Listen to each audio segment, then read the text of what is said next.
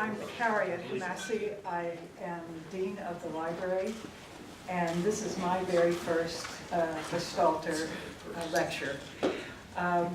In acknowledging my newness, I also want to take a moment just to welcome Artemis Kirk, former university librarian and a great friend and colleague. Artemis, please stand. She's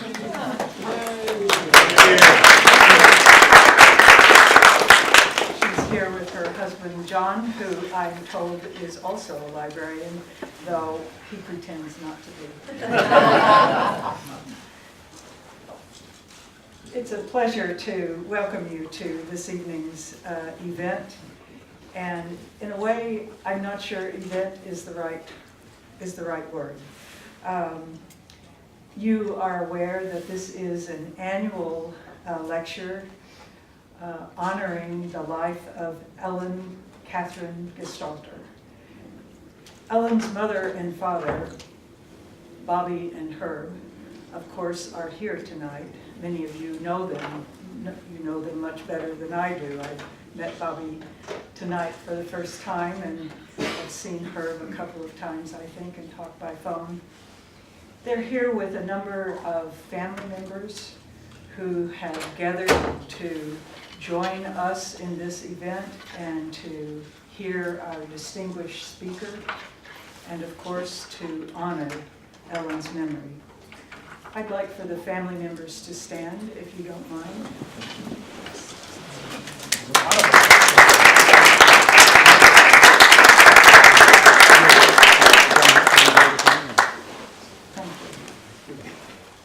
When I asked Herb and Bobby if they had particular thoughts or comments that they would like for me to relate this evening, they actually wrote back to me with some responses, which I would like to share. We established this lecture series in Ellen's memory so that it would focus on significant social issues in America, because Ellen was born with a deep aversion to social injustice wherever she saw it. I can just imagine a small child having those feelings and expressions. After she graduated from Georgetown in 1998, she joined Teach for America and was assigned to Orr Elementary School in Anacostia. Now, I bet a lot of you know where Orr is. I don't even know where Anacostia is, but you do.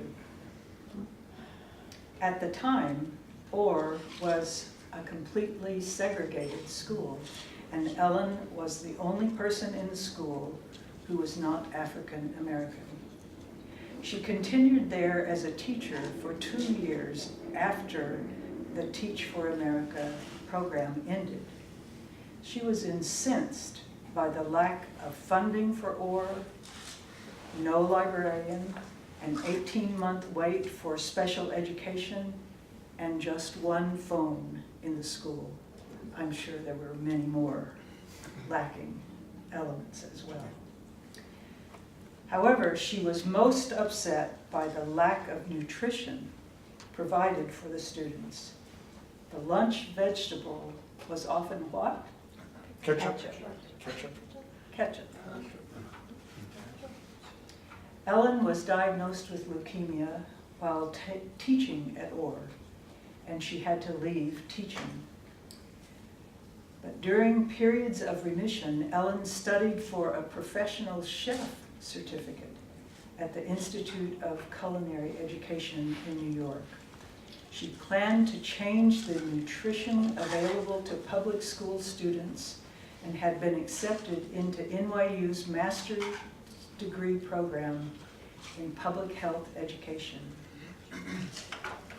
She passed in May 2004, the very month the program was scheduled to begin. Herb writes, "This lecture series keeps Ellen's spirit alive. We are so grateful to you and Bobby for sharing these comments and these memories. And we're grateful to Ellen for the inspiration that we draw from her life and her commitments. Herb and Bobby have some unusual and unique personal connections with tonight's speakers. And for that reason, I'm going against tradition, Artemis, and asking Herb to introduce our speaker. Thank you.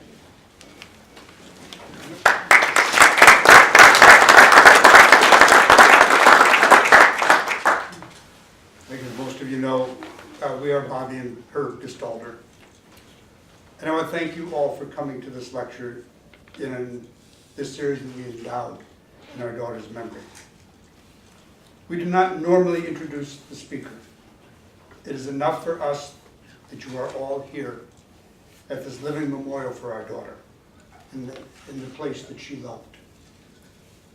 But tonight there's a personal connection between our family and the topic of James Carroll's lecture, as it revolves around anti-Semitism. Ellen's grandfather, my father, Hans Peter Krauss, was a Holocaust survivor. He was arrested in Vienna shortly after the Nazis took over in 1938. He spent almost 2 years in Dachau and Buchenwald.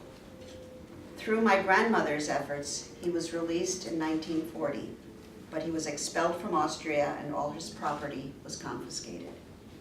He made his way to New York and shortly thereafter married a young woman, my mother, who had also fled Vienna. Hans thrived professionally in America and became the preeminent rare book dealer of his generation. But he never recovered from the cataclysmic event of the anti-Semitism he encountered. In my Catholic education in the 1950s and 60s, we learned little about anti-Semitism, and the Holocaust was something that happened to people far away. So when I came into the Krauss family, after graduating from Georgetown in 1965, I thought my father-in-law Hans was just a paranoid older man. The only trusted family and other Jewish Viennese refugees. He insisted his children be raised Christian and not even be told of their Jewish heritage. All passports were kept in a safe in the house, along with gold coins and thousands of dollars. When he was financially able, he bought an old farm in Canada, hundreds of miles north of Toronto, as a potential refuge for the family. One of my duties as a young man in the family was to check on the farm once a year to be sure it was ready if needed. It was only when I turned 30, age at which Hans was arrested, with my own career, house, and family, that I understood what happened to him. That he had to leave an established life of home, career, culture, solely because for the new Austrian regime, his prime identity was as a Jew. I still believed he was paranoid because that could never happen in America, until the day I realized that Hans had had the same assumption when he was 30 in Austria. In the last couple of years, I have heard a dim echo of this past in our own country. And this is disturbing beyond words. So it was providential, or the spirit at work, or just good fortune, that as we drove to our house in Wellfleet, Cape Cod last summer, we finished listening to a wonderful new novel, The Cloistered, by James Carroll. And we learned that he was speaking in Wellfleet that week. We were captivated by his lecture, and the distant echo became more clear and real. We decided on the spot to ask Jim to deliver this lecture this year, and on the spot he agreed. Thus, It is our great good fortune to be joined this evening by award-winning author James Carroll. Raised here in Washington, where his father was an Air Force general and director of the Defense Intelligence Agency, Jim attended Georgetown before entering the seminary to train for the Catholic priesthood. After being ordained in 1969, Jim served as Catholic chaplain at Boston University from 1969 to 1974, then left the priesthood to become a writer. Jim's numerous works have won many awards. 3 of his novels have been New York Times bestsellers. His 2001 book, Constantine's Sword, The Church and the Jews, A History, was both a New York Times bestseller and the subject of a feature-length documentary film directed by Oscar-nominated Oren Jacobi.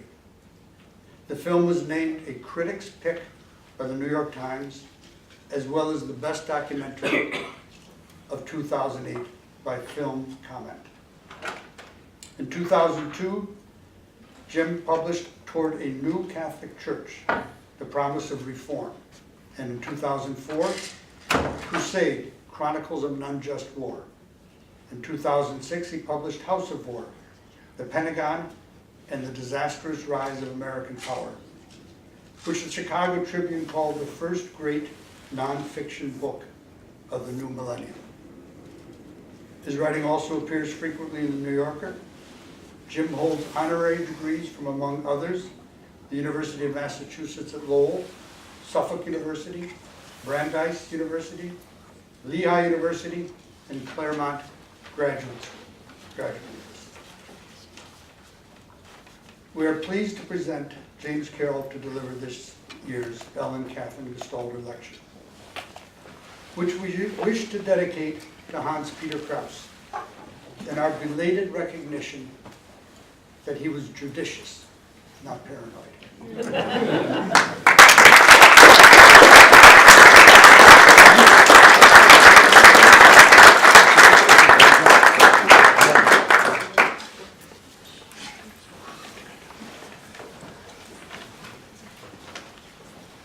Well, before I speak, I want to say something.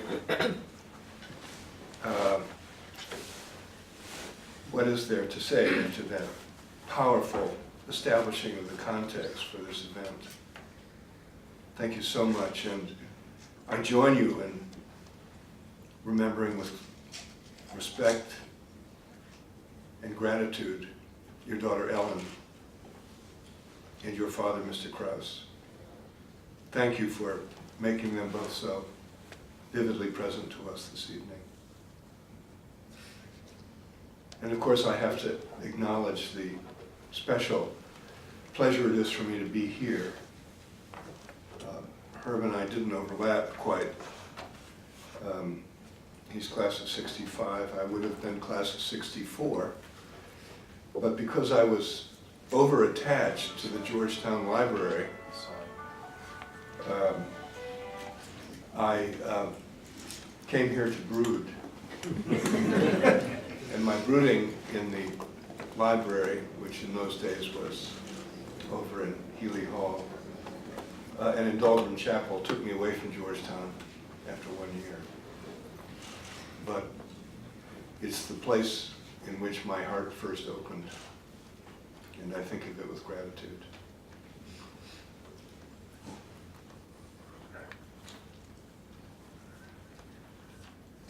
Whereas, in the past several years, violent crimes, threats of violence, and other incidents of hate targeting religious, racial, and ethnic minorities have increased across the United States, as you've guessed. This is from House Resolution 257, which passed last week. The politics that prompted the resolution are well known and do not need elaboration here. But the ground for concern deserves emphasis.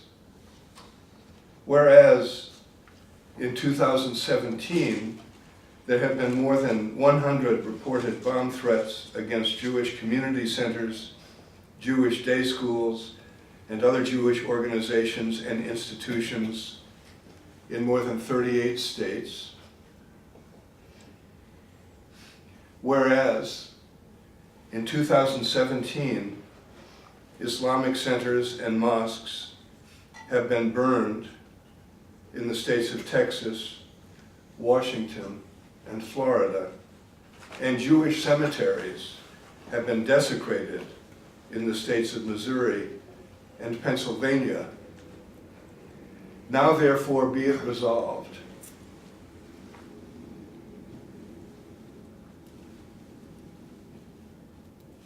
We Americans are fond of thinking of ourselves as exceptional, but that resolution and recent events suggest that we are not. Mr. Krauss was right.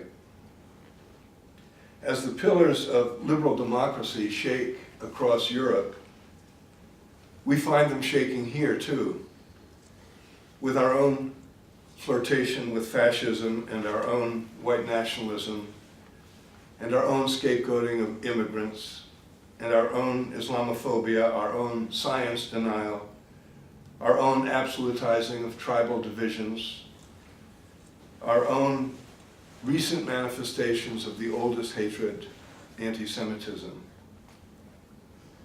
How these troubling tendencies show up at the highest levels of our government is well known to us all and don't need elaboration. But I presume to suggest this evening that the particular dysfunctions apparent in America represent a general malaise that now infects Western culture itself, laying bare a soul sickness, as I'm calling it, that is not new, and that has its roots not on the margins of Western civilization, but in its very center. Jews, Jihad, and Jesus is my subject. I aim to reckon a bit with Islamophobia, anti-Semitism, and more with the unfinished obligation of religious people generally, but especially Christians, to examine our own connections to these fevers of contempt. My subject is the us against them bipolarity that has recently redefined politics in the United States, even here. I do not aim to present another hackneyed act of partisanship. I hope I don't.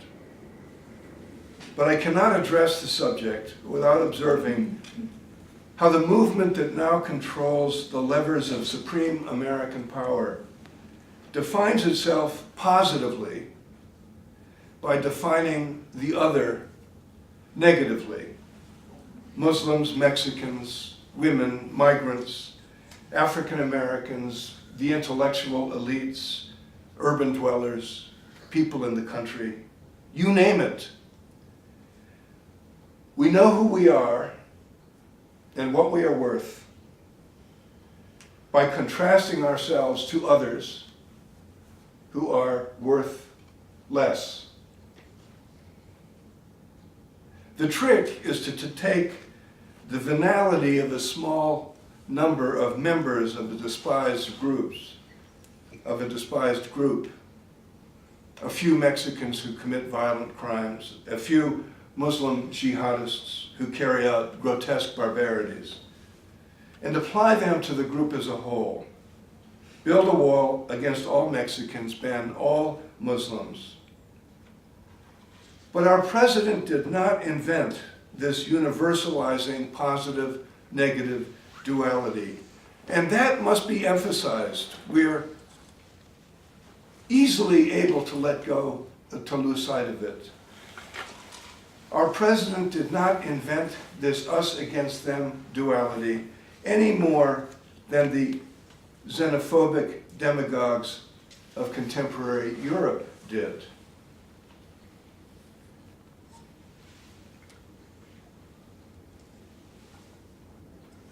a Gulf Stream current, think of it that way, of soul sickness, as I'm calling it, runs below the surface of Western culture. A fever of contempt for the other that periodically ignites geysers of religious, racial, and political hate, but that flowing in the silent depths of the communal imagination of the West has continually subverted our culture's ease with itself and with others. That fever spiked historically not long ago, and its character as a moral infection showed itself quite plainly, although we have not fully faced what was laid bare. And the witness of Mr. Krauss is to the point, because I'm talking about the Holocaust. I am arguing that Islamophobia, white supremacy, the legacy of racist colonialism, what Edward Said called Orientalism, and even today's deadly conflicts over and in the Middle East, that none of this can be properly understood without a much fuller reckoning with what was laid bare in the heart of Europe between 1933 and 1945. An instinctive, often unconscious, deeply embedded contempt for Jews is the paradigmatic hatred of the West. Where does it come from? What made the murder of 6 million Jews in the heart of Europe defining was not the scale of the crime. Other genocides compare. But the way in which it was tied, not only to the venality of Nazism, but also to the most sacred traditions of Christendom. The Holocaust can be understood, I propose that it be understood, as marking the death of Christendom. Christian faith was stripped of the culture in which it had developed, and every Christian in this room has been dealing with the consequences of that collapse. We see them playing out in our own time. Born in 1943, the year the word genocide was coined, I have been dealing with this collapse of faith for my entire life. My subject this evening is Jesus. And I would ask you to bear with me as I try to show that Jesus and how he is remembered by his people is at the heart of the present crisis. A misremembered Christ is my subject. Hitler's lethal anti-Semitism murdered the Jews. That must always be emphasized. But he could not have done it without the antecedent anti-Judaism that formed a core dogma of the Christian church. You know this. Contempt for Jews did not live in the gutters of rank bigotry. It lived in the sanctuary of sacred doctrine. And rooting that doctrine, supersessionism, as it's called, or replacement theology, as it's called, divine rejection of the Jews, call it what you will, is a particular understanding of Jesus Christ that has yet to change, despite all that made change mandatory once the fever spiked in Auschwitz. But an aftermath disorder tied to a reading of the story of Jesus and the Jews inevitably infects our entire culture. This is not just a religious problem.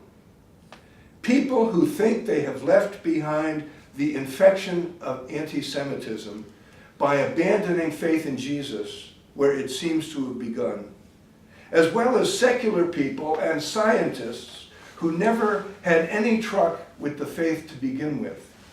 All of them are implicated in this problem because the West took the structure of its imagination from Christian faith. And because it did, there are what you could call spoiled genes in the DNA of our whole civilization, or a bug in the software, if you will. Or, to return to the metaphor of infection, a fever that is peaking in the present political crisis. But its present villains are not the source of it. From Budapest and Warsaw, to Amsterdam and London, to Charlottesville and Pittsburgh, the us against them snapping shut on democracy, whether from the left or the right, will make democracy die. In America, in recent years, especially after 9/11, there has been, of course, a rabid demonizing of Muslims, with Islamophobia showing many of the hallmarks of anti-Semitism.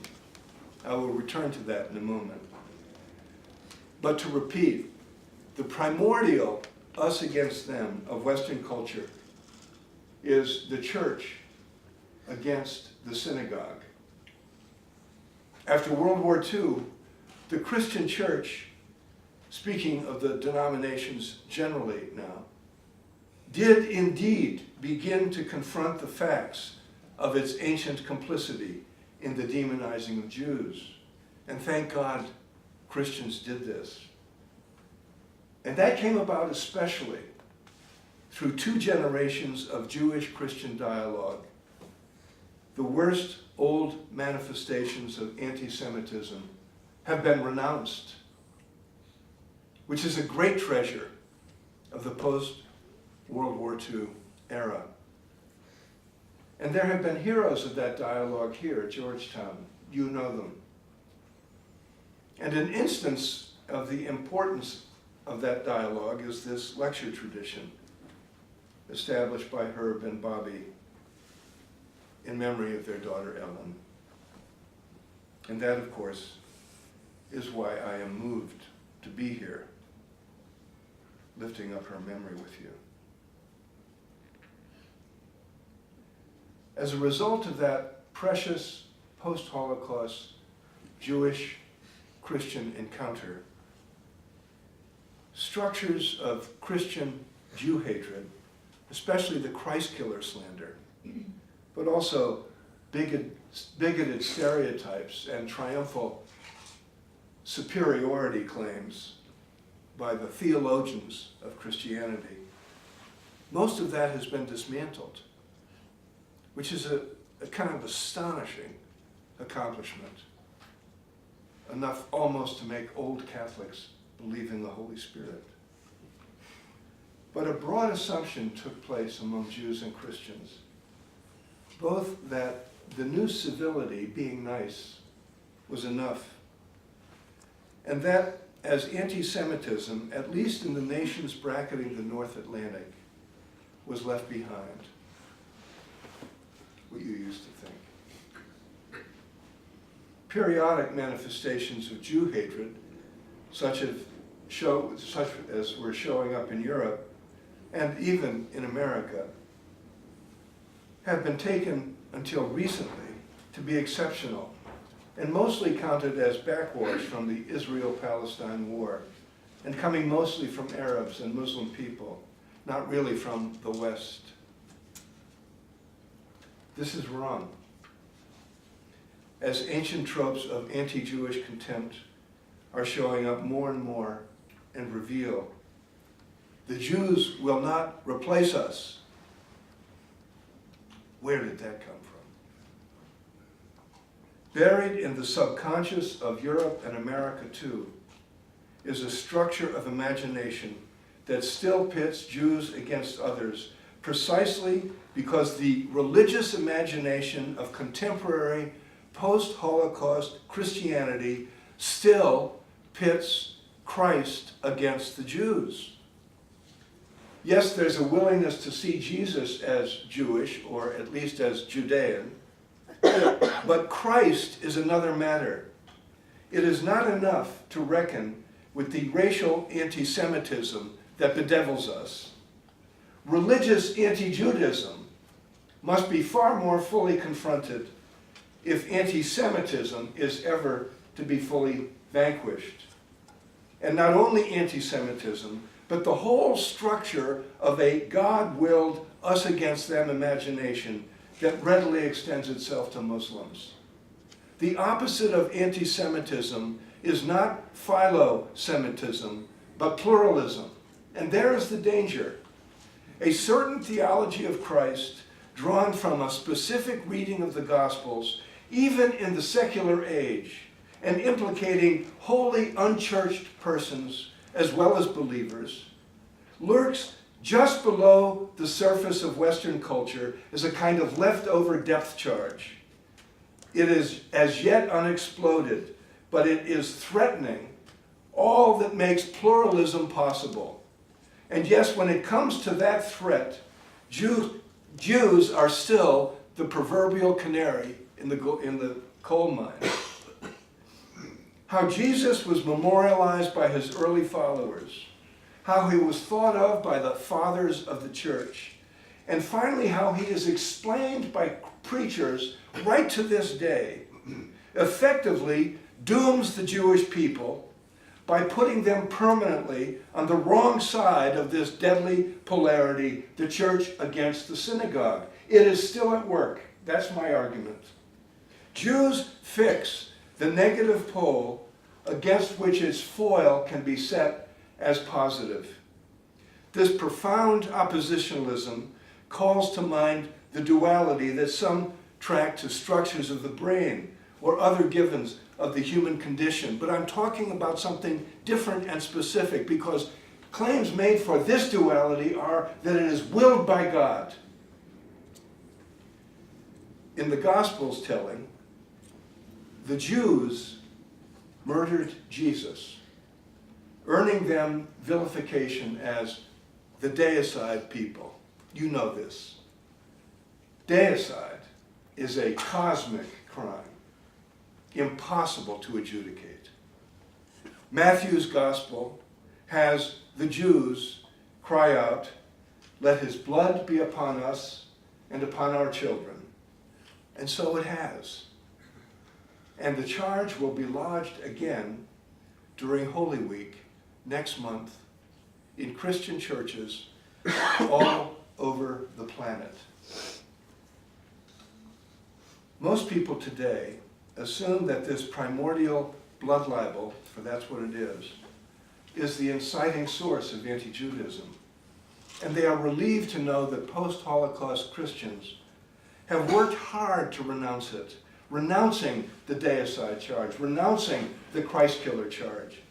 The Catholic Church did that positively with great eloquence and courage, I would say, at Vatican II, the Church Council of the early 1960s, with its historic declaration Nostra Aetate, about which you know.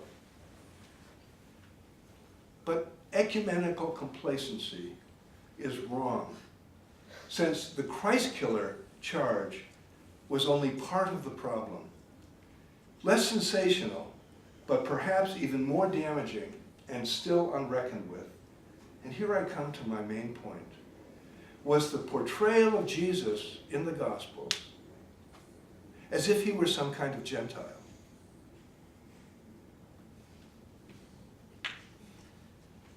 And this is why it has been so easy to imagine Jesus as in deadly conflict with his own people, instead of with the Romans, who killed him. And this conflict unfolded not just in his passion and death. His entire story, beginning with a birth that was splashed by the blood of the slaughtered innocents, whom you remember were murdered by the Jewish king, is told as a story of Jesus against the Jews, fellow Nazarenes and Galileans, as much as Herod and Pharisees and the high priests. He came to his own home, as the Gospel of John puts it with eloquence, and his own people received him not. This is the defining oppositionalism of the West, a God-sanctioned anti-Jewish narrative that generates that Gulf Stream current. What can I mean by this? Recall what followed from those gospel portraits.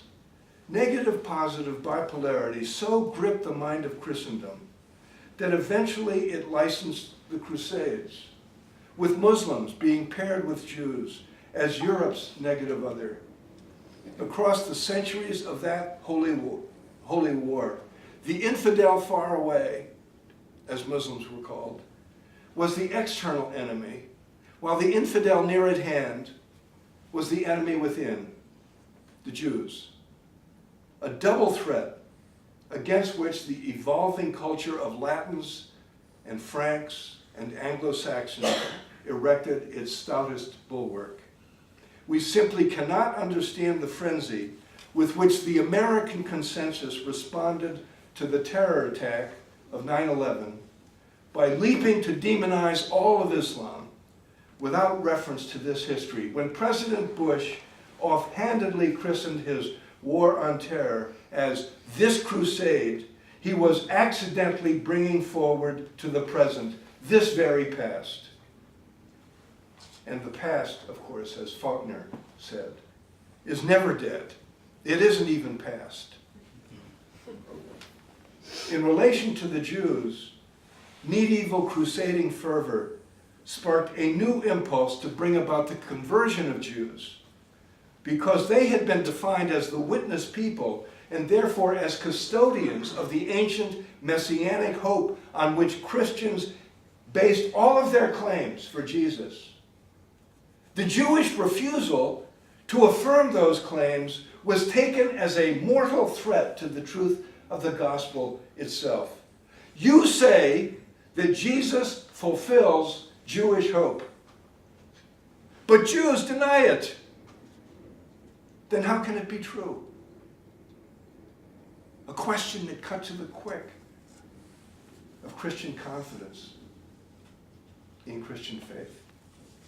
Jewish refusal became intolerable, which is why what followed was ever greater pressure to bring about the conversion of Jews. The only imagined solution to Jesus against the Jews became a full coming over of Jews to Jesus. And the renunciation of the mission to convert the Jews was in place until Pope Francis renounced it a year ago last December. One of his actions that was all too little taken note of. Jews were called to baptism. And when they refused, they were forced to attend rigged disputations. They were forced to attend sermons. They were forced in the Inquisition to submit to torture. There was the ghetto. There was Luther's diatribe against the Jews. In the Enlightenment, there was everything to Jews as individuals, but nothing to Jews as a nation. From suspicion of Kabbalism to dread of the international cabal ad infinitum, down to George Soros. The problem, of course, was that era in and era out, Christians were making claims for Jesus based on his infinite antagonism of Israel, that no Jew could ever, in good faith, affirm. This became a cosmic source of Christian anguish. Once an ultimate Jewish conversion was theologically defined as the prerequisite for the Messiah's return. The return of the Messiah, the culmination of history, the people guilty of the cosmic crime of the murderer of God, they were now the people representing the cosmic obstacle to the fulfillment of God's plan for history. This is no casual bigotry. This is a deep theological and philosophical assault.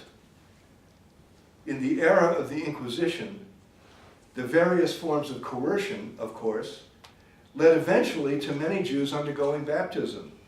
But Christians discovered, hello, that coerced conversions cannot be trusted, which meant that converted Jews and their descendants, down in the case of Jesuits, to the 5th and 6th generation, were treated as a new class of Christian, conversos, inferior and suspect.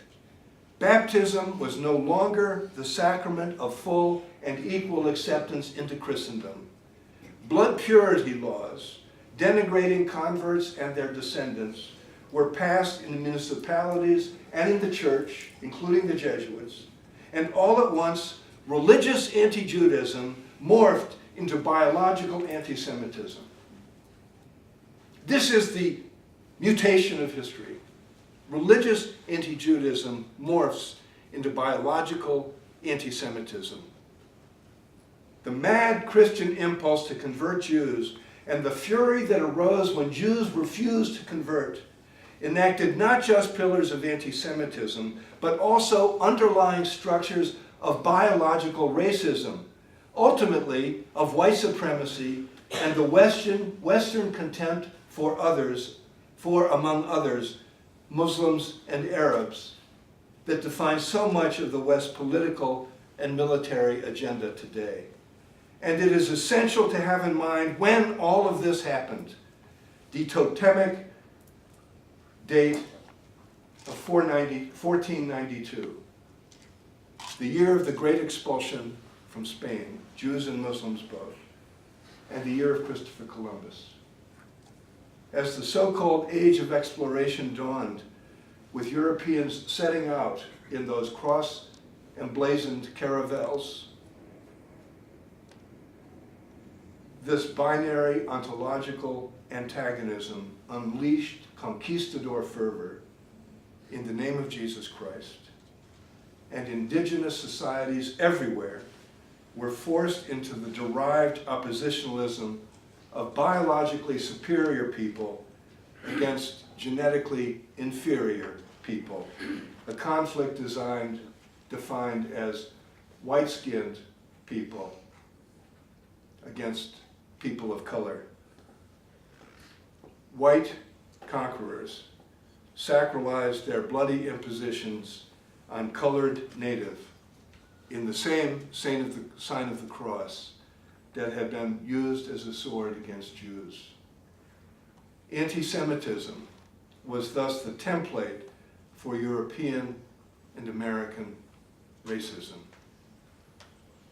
The 20th century climax came when, after centuries in which genocidal colonialism targeted aboriginals abroad, Nazism brought the genocide home by targeting Jews in the heart of Europe. The Holocaust was the attempted murder of an entire people, but it also, this is why I claim this, was the shattering of a Christendom out of which such fevered currents had run. And we are picking up the pieces of that shattering here. I acknowledge that what I'm arguing is in a way outrageous.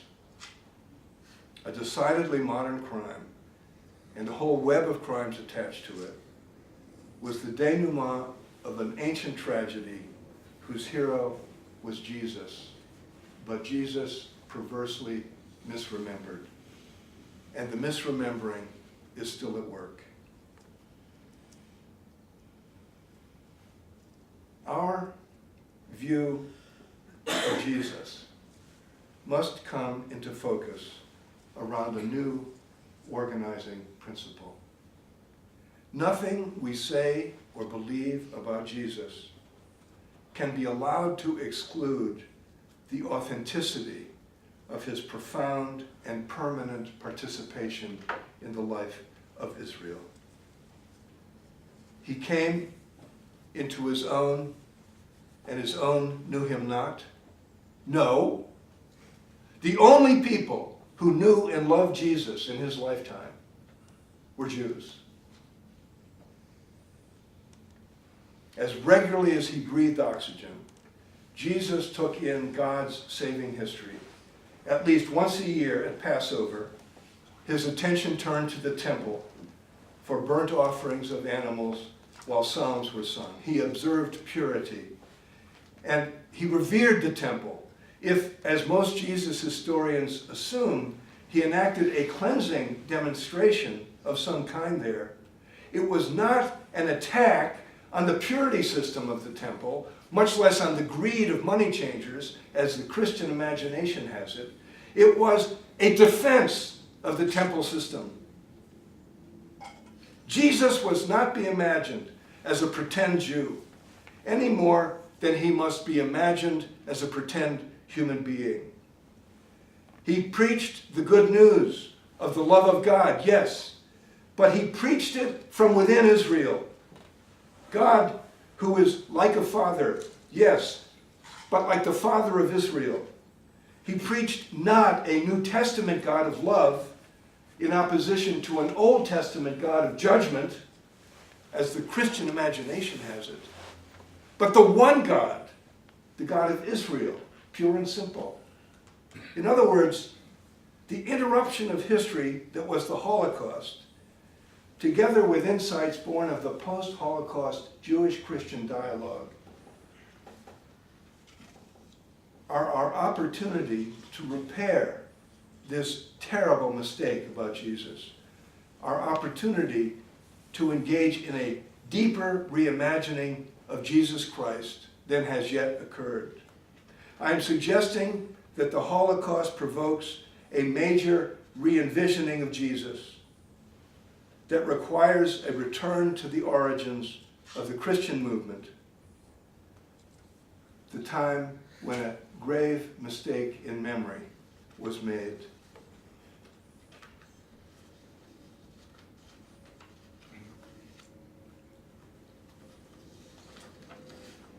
Well, let me return to those origins for a minute, and bear with me. You know the chronology, but review it with me. Jesus died in the year 30 or so. The Gospel of Mark dates to about the year 70. Matthew and Luke to between 80 and the 90s. John to about 100. That the oral traditions of the story of Jesus, combining memory, myth, interpretation, and literary invention, began to find written form when they did, was no accident. And it wasn't a coincidence. It was an answer. And if the Gospels are read in this light as documents dated to 70 and after, instead of as prophecies dated to 30, they take on meanings that differ decisively from what Christians usually say and are usually told and mostly believe. The vast population of Christians, that is, still do not understand the crucial fact that the Gospels were not written by eyewitnesses close to the time of Jesus. It is a scandal that this crucial point, on which scholars are almost universally agreed, remains a secret kept from the church. The text is the Gospel, but the context, forgotten, is the Roman war against the Jews, a war that was nearly genocidal in effect, if not intent.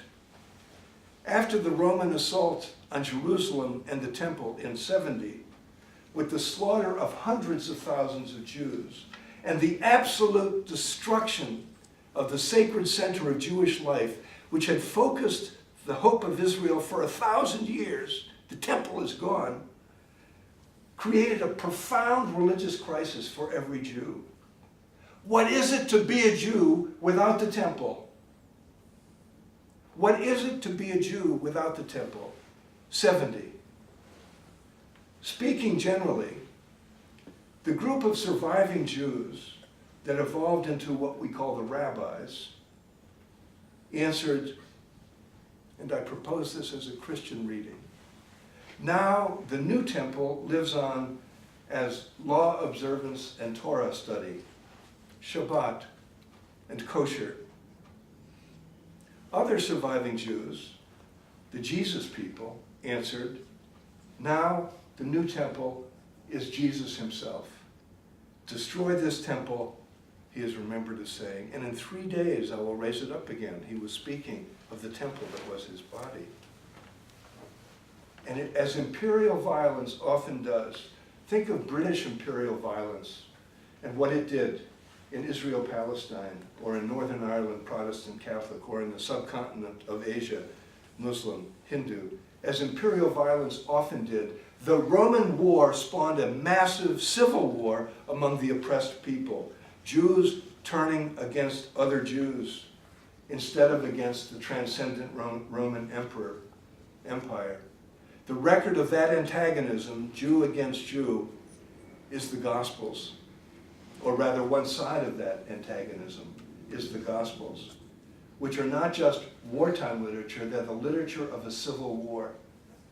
This is why the timing of the Gospel composition between 70 and 100 is crucial. For the Gospels were not only written during the Roman war, they were written in response to it. The first Gospel, Mark, was written exactly as the Roman legions did their worst in Jerusalem. This was not a coincidence, it was a cause. But Christians today know nothing about the Roman war and its consequence. Reading the Gospels without reference to the campaigning legions of Rome is like reading the diary of Anne Frank without reference to the roundup going on in the streets of Amsterdam. And yet we Christians do it all the time.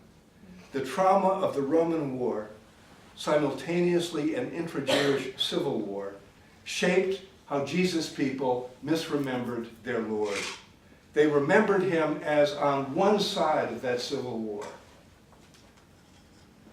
which, when the Christian movement became dominated after the destruction finally of Jerusalem, could be read by believers as if Jesus were a Gentile like them. And so when we look at the Gospels, one of the things we find is the way the virtues of Jesus, his openness, his generosity, his treating women as equals, are put forward in contrast to the Jewish milieu, which is greedy, stingy, patriarchal. The parable of the Good Samaritan could just as readily be called the parable of the bad Jew. Positive, negative, Jesus people, Christians, Jewish people, the synagogue. And this resulted in the lethal structure of Christology.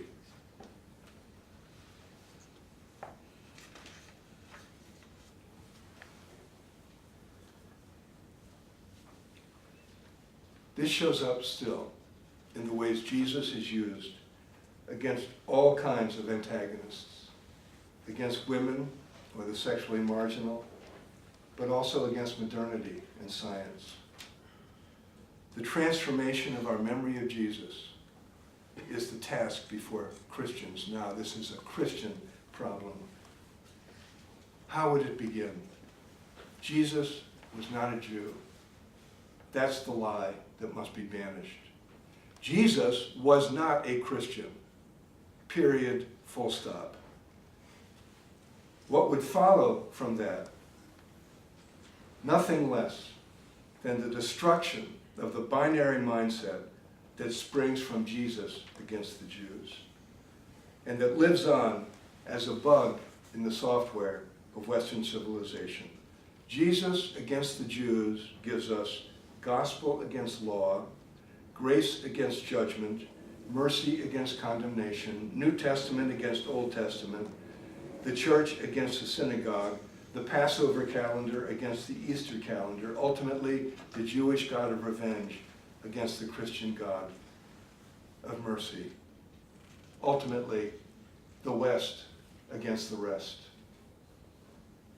Thus, a critically informed return to the texts and to the actual history that generated Christianity, which is the point of religious education and the education of a precious place like this, points the way out of the riptide of oppositionalism in which the best hopes of Western culture have been choked. I am arguing in particular that there is an unnamed third party to the brutal conflict that sears the crescent-shaped territory from Iran and Syria through Israel and Palestine onto Egypt and Libya, and now back to the terrorized nightclubs and schools of Europe and America. The culture that comes of Christendom, scarred by a misremembered Jesus, is not a mere observer to those conflicts, but is a source of them. The Western habit of us against them. Because we do not know this, do not reckon with it, we are capable of feeling condescendingly superior toward the people caught in those conflicts, especially Israel-Palestine. We are also capable of being indifferent to the consequences of our misbegotten interventions in that world. The millions of refugees set loose by our wars. The sick soul of the West will not be healed until the positive negative structure of an overriding religious imagination, now secular, is dismantled.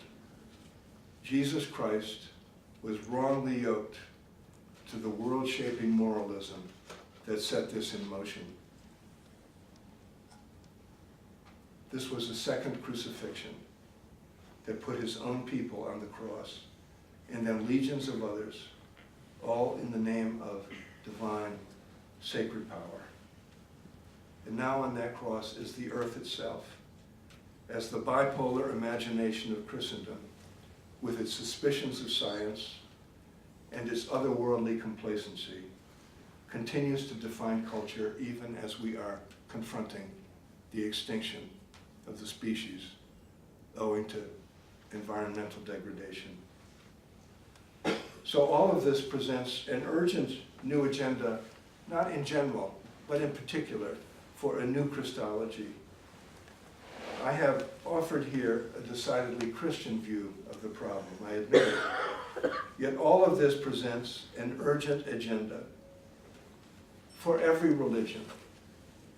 For every religion must undertake its own version of self-criticism like this. And all people of the West, and all whom the West threatens by what it does and what it fails to do, have a stake in such religious reconsideration, centrally involving the retrieval of the real Jesus, the permanent Jew, who came, as he said again and again, not to sacralize the division between neighbors, but to overcome it. If there is a difference between his world and ours, it lies in the fact that now, on our shrunken planet, the word neighbor palpably applies to every person on the earth and to the earth itself. So, whereas in the era of shaken democracy, runaway xenophobia, radical economic insecurity, this is not just a religious mandate, but an urgent political one and social one. Now, therefore, be it resolved Love your neighbor. Love your neighbor. Love your neighbor. Thank you.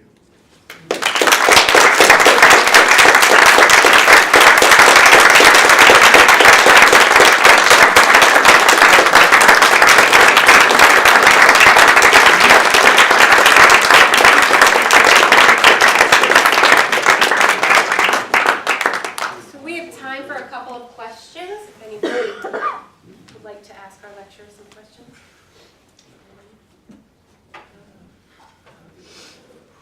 My privilege. Yeah? One over here. Yes, sir, please. Have you been to a cathedral in Buenos Aires where there's a display about the Holocaust? Is that right? It was put there by a committee on which the current Pope Francis had been a member. It's apparently the only Catholic cathedral that has a Jewish remembrance display. I'm just curious if you know about it, or perhaps you visited that spot. I don't. I have never been there. I'm glad to know of it. Thank you for lifting it up. You want to say, have you seen it? Yes, I have. You want to say another word about it? Well, it's in Hebrew, and probably the only Hebrew display in the Catholic cathedral. But it's very moving to see it, and it was pointed out by our guide as a unique kind of reference. Thank you for lifting it up. Argentina, of course, is a country that has organic connections to the Holocaust because so many survivors found refuge there, as well as some savage Nazi war criminals found refuge there too. Other comments or questions? Yes, sir, please. So, in your opinion, or at least I'm sensing a strong divide amongst young Christians, and particularly young Catholics, with the current state of the church. How do you see that moving forward, at least with the new generation of Catholicism, of Judaism? Well, you've gathered that I hope this doesn't mark me as a person of the dark side, but you've gathered that I'm observing the collapse of culture. Absolutely. Something has come to an end. Mm-hmm. And I think those of us who are alive of the era of World War II have barely begun to reckon with that. We began to. The Second Vatican Council, to which I referred, which took place as I left here as a young man in the early 60s, was the Catholic Church's beginning to reckon with the Holocaust, which is why Pope John the 23rd, who was one of the only Catholic prelates in Europe to actually participate in resistance to the Holocaust. He, as you probably know, supplied forged baptismal certificates to escaping Jews. He was, in effect, a partner with Roel Wallenberg. John the 23rd knew this had to be reckoned with, and he put the question of the Church's relationship to the Jewish people at the top of the Council's agenda, and they did something. The statement I referred to wasn't all that it could have been, or maybe even should have been, but it was a very profound change. And by renouncing the Christ killer text charge, even though it's embedded in the Gospels themselves, and the Council Fathers didn't tell Catholics how to read the Gospels going forward, even though they renounce it, and they also renounce the ancient idea that the Church has replaced the synagogue in the eyes of God.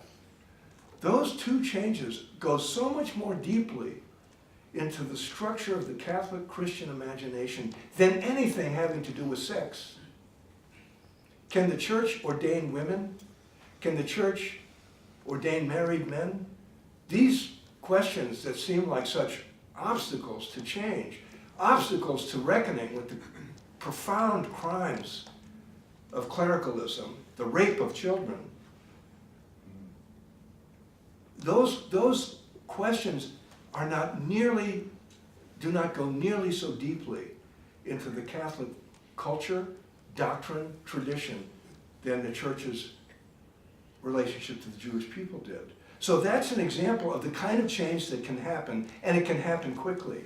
Will the Church respond to this moral collapse that is worldwide, and that so far the leaders of the church show little or no capacity to grasp its importance or how to proceed? That's a great question. You know that for every person who converts to Roman Catholicism today, 7 people leave Catholicism. The second largest religious denomination in America are former Catholics. Wow. So the church, if this isn't getting the attention of the leaders of the church, nothing will. The future of the church, of course, belongs to young people. 100 years from now, count on it, there will be a Catholic church. There are more than 1 billion Catholics. James Joyce said, Catholic means here comes everybody. It's the only institution in the world that crosses every boundary. North, south, rich, poor, literate, highly intellectual, ignorant, illiterate. Every major boundary of the species, the Catholic Church crosses. Nothing else is like it. There are 150,000 schools run by the Catholic Church around the planet, many of them by Jesuits. Nothing else is like it. There are 50,000 medical centers and hospitals run by the Catholic Church. Millions of good people doing the works of mercy. If that's not worth protecting, what is? And as the human species confronts the problem of its own possible self-extinction, either through weapons of mass destruction or environmental degradation, the human future desperately needs a reformed, self-critical, scientifically minded, historically minded Catholic Church. It's worth fighting for.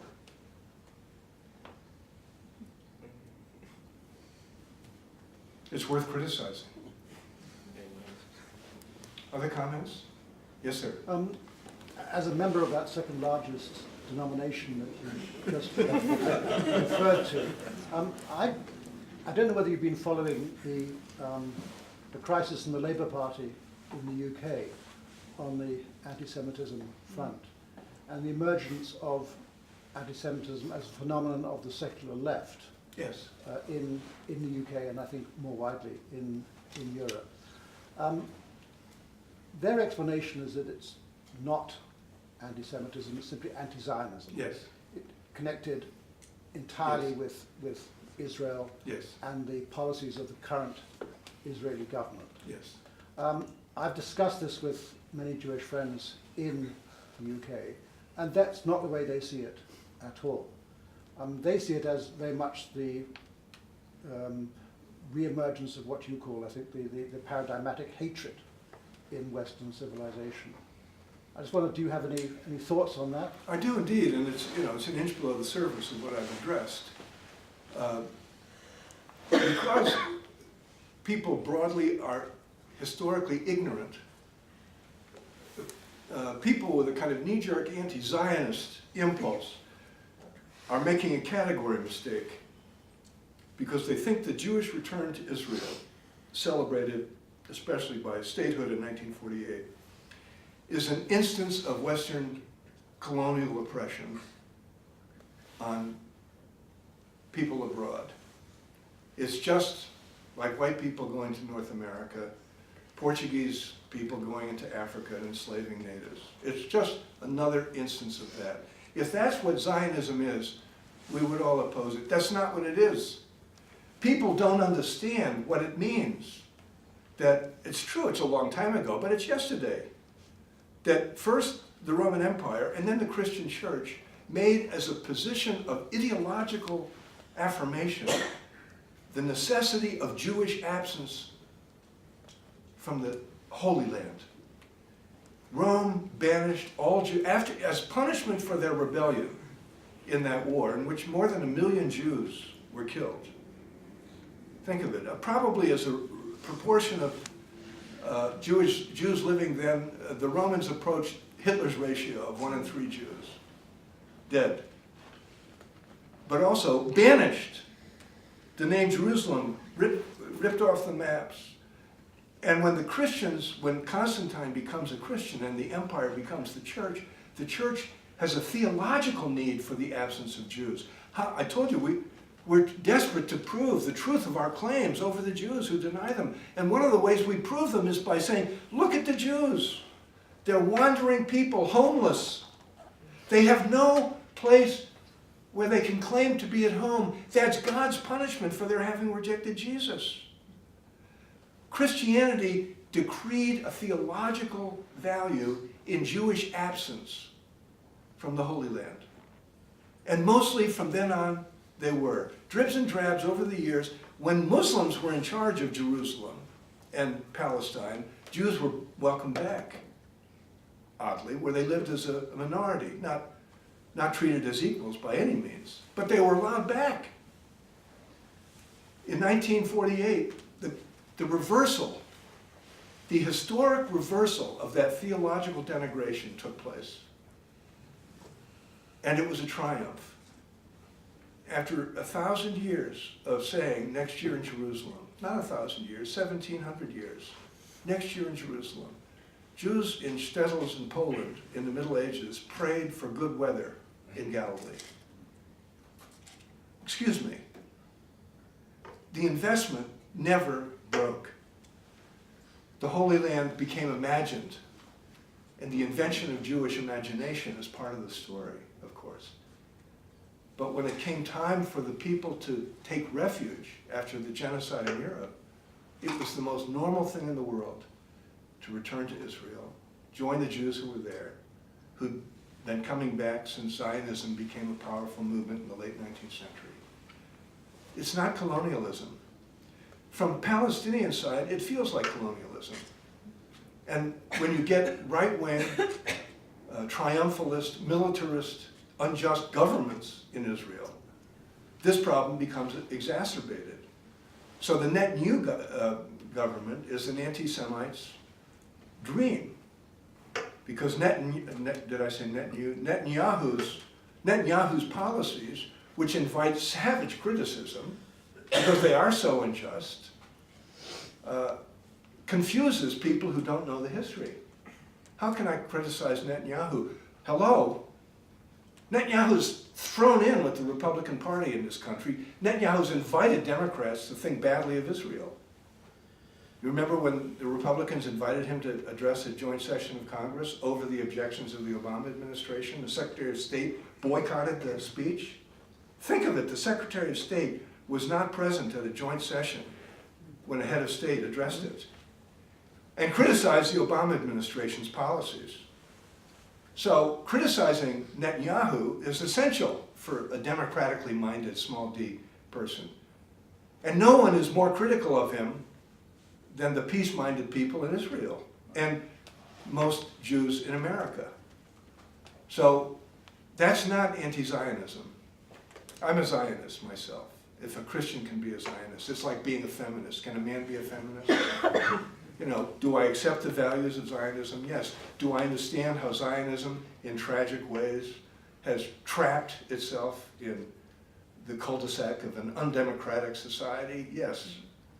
Can Israel resolve it? Yes. Criticism is an important part of that. Jeremy Corbyn doesn't have a clue, like most people of the West, about this. How to criticize Israel without falling into the old tropes of anti-Semitism. And of course, the most obvious one is when Jews are held to a different standard from everybody else. And the UN resolutions that single out Israel for justifiable criticism seem to find no particular impulse to criticize other countries that are even more egregious in their offenses against justice. That's a structure of an anti-Semitic mind. Other comments or questions? I think we have to wrap up now. Could I then have the last word? I want to return to the memory of Ellen, her goodness, and I want to return to the memory of your father, Bobby, Mr. Krause. His goodness, his courage, his wisdom, and his luck in having you for a daughter and you for a son-in-law. Thank you all so much.